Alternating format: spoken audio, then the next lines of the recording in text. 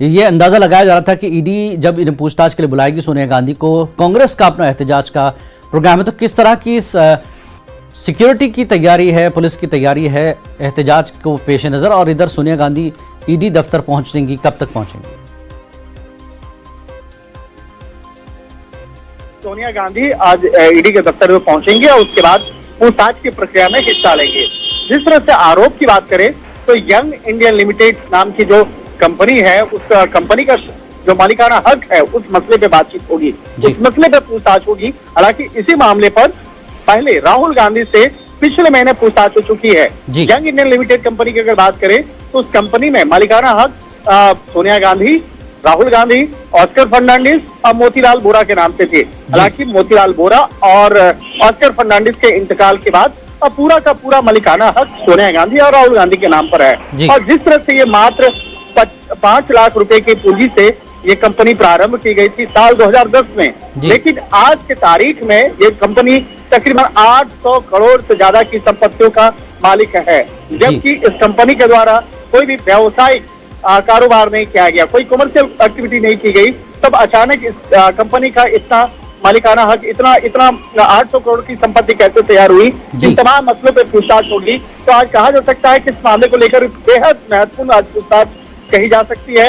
और सोनिया गांधी पहली बार किसी भी जांच एजेंसी के सामने आज पेश होने वाली हैं। इससे पहले आज तक कभी भी सोनिया गांधी किसी भी थाना या पुलिस या किसी जांच एजेंसी के सामने तो पेश नहीं हुई थी। ये पहली बार इतिहास में है कि केंद्रीय जांच एजेंसी के सामने पूछताछ की प्रक्रिया में हिस्सा लेने के लिए सोनिया गांधी आज पेश होने वाली हैं। और जिस तरह से बाकायदा ईडी मुख्यालय के आसपास सुरक्षा व्यवस्था की बात करें तो आज कांग्रेस के युवा कार्यकर्ता और नेताओं के प्रदर्शन के मद्देनजर काफी तब्दीली यहाँ पे की गई है। काफी सुरक्षा व्यवस्था में बदलाव किया गया है और काफी सुरक्षा व्यवस्था को यहाँ पे तैनात किया गया है। बिल्कुल एहतजाज की जिस तरह से उम्मीद करी थी, एहतजाज होगा आज कांग्रेस के लोग और सोनिया गांधी ईडी के सामने पेश होंगे। बाकी दो लोग नहीं है, रविशंकर प्रसाद प्रेस कॉन्फ्रेंस कर रहे हैं, ऑस्कर फर्नांडिस वो गुजर गए और बिल्कुल गैर कानूनी तरीके से पूरे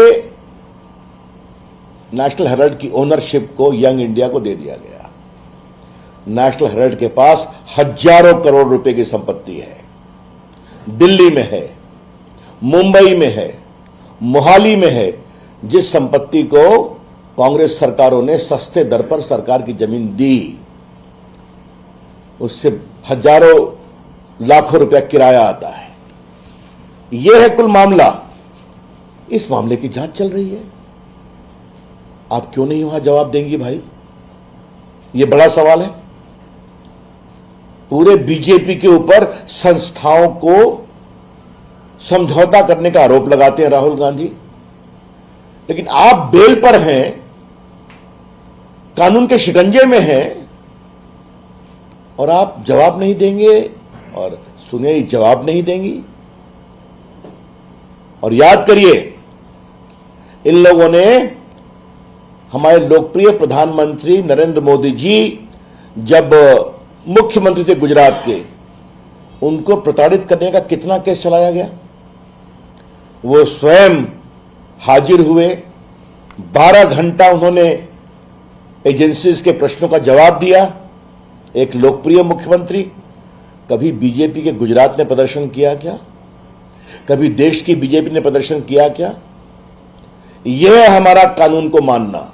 और मोदी जी थप कर, निखर कर कानूनी प्रक्रिया से सुप्रीम कोर्ट तक बाहर निकले कि उनके खिलाफ गुजरात दंगों के सारे आरोप बेबुनियाद थे।